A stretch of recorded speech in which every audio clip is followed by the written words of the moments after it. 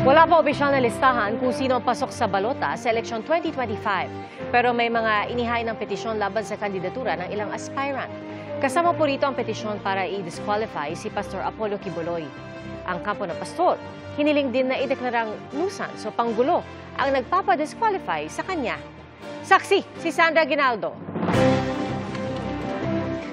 Tinanggap ng COMELEC and BAC ang rekomendasyon ng kanilang Law Department para sa 66 na senatorial aspirants na nakapasa sa kanilang pagsusuri at maaaring mapasama sa balota sa darating na eleksyon. Ito ay mix ng mga individual, maaaring incumbent, maaaring independent, may political parties pero hindi ganun kakilala, labor leaders, lawyer, doktor, sinama po natin lahat base sa kwalifikasyon at base sa amin pong determination. Ang determination namin, base sa assessment ng Law Department, whether they have political party or they are independent candidates, hindi po yun naging basihan ng pag-i-include sa kanila. Sa 183 na naghain ng Certificate of Candidacy o COC sa pagkasenador, may 117 na hindi napabilang sa listahan at sasampahan ng COMELEC ng petisyon para maideklarang nuisance o panggulo lang. May 24 na petisyon ng araw na na-file ang Law Department sa senatorial aspirants kaugnay nito. Kinakailangan bigyan pa rin ng due process. Yung 117 out of the 183 na mga senatorial aspirants upang maipaliwanag nila kung bakit hindi sila dapat ideklara na nuisance candidates. Kabilang sa nakapasok sa listahan si Pastor Apollo Kibuloy na kasalukuyang nakakulong at nahaharap sa kaso. Kasalukuyan ding may girian sa partidong Workers and Peasants Party o WPP na nagbigay sa kanya ng CONA o Certificate of Nomination and Acceptance.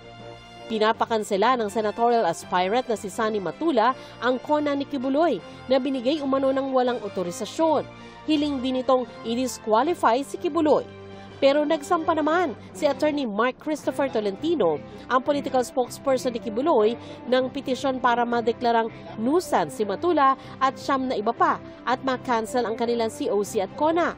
Kapwa nagpakilalang presidente ng WPP, sina Matula at Tolentino. Ayon sa COMELEC, nasa 80 petisyon ang nakafile sa COMELEC para sa pagdedeklara ng nuisance sa lokal na posisyon. Para sa GMA Integrated News, Sandra Aguinaldo, ang inyong saksi. Inulan ng yelo ang isang barangay sa Asingan, Pangasinan. Tumagal po ito ng mahigit 3 minuto at ayon sa Pag-asa, normal lang itong nangyayari lalo na sa mga buwang malalakas ang thunderstorms. Base sa datos ng Metro Weather, umaga bukas may paunti-unti ng ulan sa ilang bahagi ng Mindoro Provinces, Palawan, Antique, Zamboanga, Barm at Soc-Sargen. Uulanin na rin sa hapon ng Bicol Region, Samar at Leyte Provinces, Panay at Negros Island, Sulu Archipelago, Barm at Davao Region. May matitinding ulan kaya maging alerto po sa banta ng baha o landslide. Bagyaring mababawasan ang ulan paglalim ng gabi. Nananatili rin ang tsansa ng thunderstorms sa Metro Manila. Sa ngayon, Intertropical Convergence Zone o ITCZ at easterlies ang dominant weather systems na nakakaapekto sa ating bansa. Kahit kahapon pa po ang deadline, wala pa sa kalahati ang mga dayuhang empleyado ng POGO na voluntaryong nagpa-downgrade ng kanilang working visa bilang bahagi ng proseso ng pag-alis ng mga POGO sa bansa. Ayon po sa Bureau of Immigration, kapag inabutan sila ng Enero dito sa Pilipinas, huhulihin sila at ipapa-blacklist. Saksi, si Dano Tingkungko. Ang 17 dayuhang inaresto ng NBI sa Makati dahil sa umunay scam operations at hacking galing umano sa mas malaking POGO. Ayon sa NBI, sinabi ng mga dayuhan na nasa proseso na sila ng pag-downgrade ng kanilang working visa. Bahagi ang pag-downgrade ng visa sa prosesong dapat pagdaanan ng mga dayuhang empleyado ng POGO. Pero kahit kahapon pa ang deadline para sa pag-downgrade ng visa sa datos ng Bureau of Immigration, wala pang kalahati ng mga banyagang POGO worker ang nagboluntaryong magpapalit ng temporary visitor visa. Ayon sa BI, ang mga POGO foreign worker na voluntaryong nagpa-downgrade bibigyan ng panahon para tapusin ang anumang pending business nila sa Pilipinas. They automatically get 59 days to wind down their affairs. If they have legitimate reasons to go back to the country, halimbawa po those with families here already, those who want to apply on other sectors legitimately. Ang mga hindi voluntaryong nagpa-downgrade ng visa, otomatiko nang pinatawan ng order to leave na nakarecord sa kanilang pasaporte. Ibig sabihin, sa lalong madaling panahon, kailangan na nilang umalis ng bansa. Hindi man daw yan derogatory record, permanente na itong nakalagay sa pasaporte ng dayuhan at pwedeng maging hadlang para makabalik muli ng bansa. Pag makita po yan ng immigration officers, there will be more scrutiny sa kanila dahil yun po ay tinuturing natin na red flag dahil nagtagal po sila dito without legally downgrading their visas. Pagpasok ng Enero, kung sino pang natira sa bansa, huhulihin na para ipa-deport at ipa-blacklist. After the year ends, lahat na po yan tinuturing natin na illegal, whether they filed for downgrading, whether they did not file for it, as long as they remain inside the country. Iniutos si Pangulong Marcos ang POGO ban ng State of the Nation address niya nitong Hulyo dahil sa iba't ibang krimeng iniugnay sa mga POGO gaya ng mga POGO sa Bamban, Tarlac at Porac, Pampanga. Sa POGO sa Bamban, isa sa nasasakdal para sa human trafficking si dismissed Bamban Mayor Alice Guo. Dinidinig ngayon ang bail petition ng dating alkalde at ng iba pang akusado. Dumalo sa hearing si Guo at iba pang akusado sa pamagitan ng video conference. Humarap ang isang opisyal ng Presidential Anti-Organized Crime Commission o PAOK. To give an overview of how the act of qualified trafficking was committed inside the compound of Baopo. Sa bill kasi, hindi kami required, we may not present our own evidence. Burden talaga yun ng prosecution. Magpapatuloy ang pagdinig sa October 22. Naharap naman ngayon sa reklamang paglabag sa Anti-Graft and Corrupt Practices Act si suspended Porac Mayor Jing Capil at siyam na iba pang kasalukuyan at dating opisyal ng Porac, Pampanga. Kaugnay ito ng mga aksyon nila sa pagbibigay ng permit para makapag-operate ang Lucky South 99. Sila po ang nag-aproba ng business permit nang hindi naman qualified ang Lucky South dapat sa POGO. Pag tinignan niyo yung application forms, blanco-blanco pero na proseso. Ang primary purpose ng kumpanya ng Lucky South ay outsourcing, hindi POGO. So labag ito sa kanyang primary and secondary purposes. Sinisika pa ng GMA Integrated News na makuha ang panig ng mga inireklamo. Para sa GMA Integrated News, ako si Dana Tingkungko, ang inyong saksi. Proposed 2025 budget ng Office of the Vice President na mahigit 733 million pesos mula sa orihinal na lagpas 2 billion pesos pinalna ayon sa House Appropriations Committee. Pero si Representative Zia Alonto Adyong na sponsor ng OVP budget ayaw tawaging tapyas ang ginawa sa 1.3 billion pesos na ililipat sa DOH at DSWD. Sadyang may magkatulad lang daw sa mga serbisyo ng dalawang kagawaran at mga proyekto ng OVP.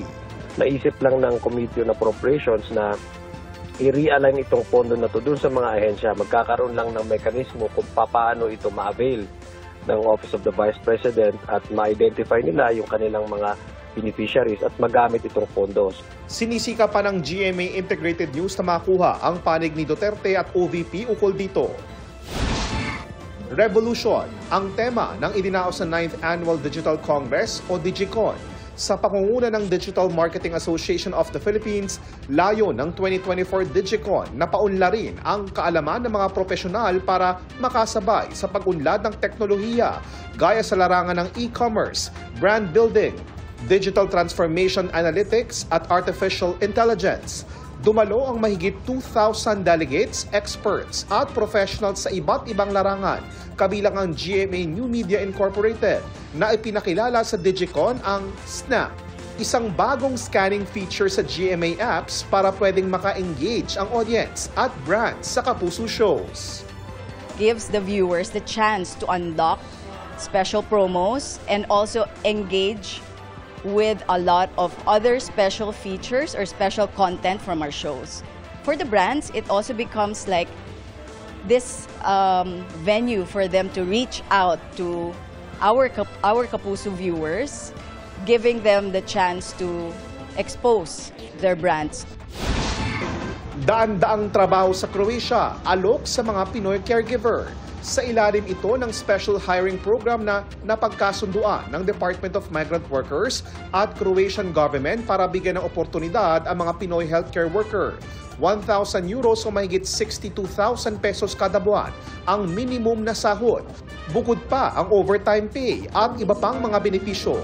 Mahigpit na paalala ng DMW para makaiwas sa illegal recruiters mag-apply lang sa kanila o sa ahensyang lehitimo at may aktibong job orders. Para sa GMA Integrated News, JP Soriano ang inyong saksi.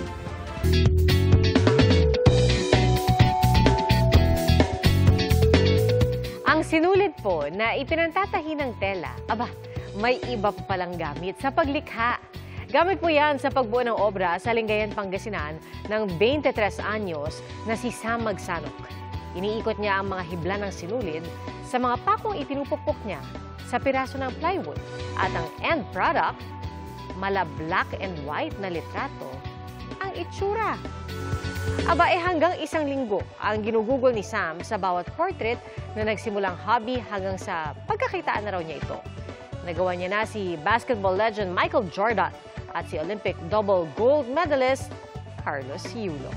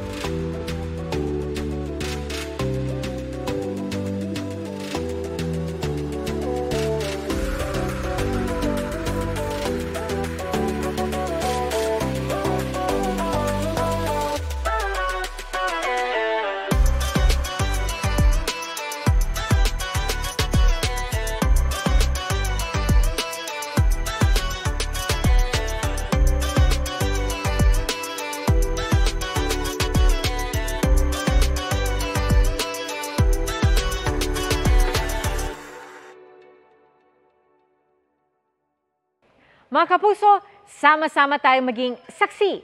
Mag-subscribe sa GMA Integrated News sa YouTube at para sa mga kapuso abroad, samahan niyo kami sa GMA Pinoy TV at sa www.gmanews.tv.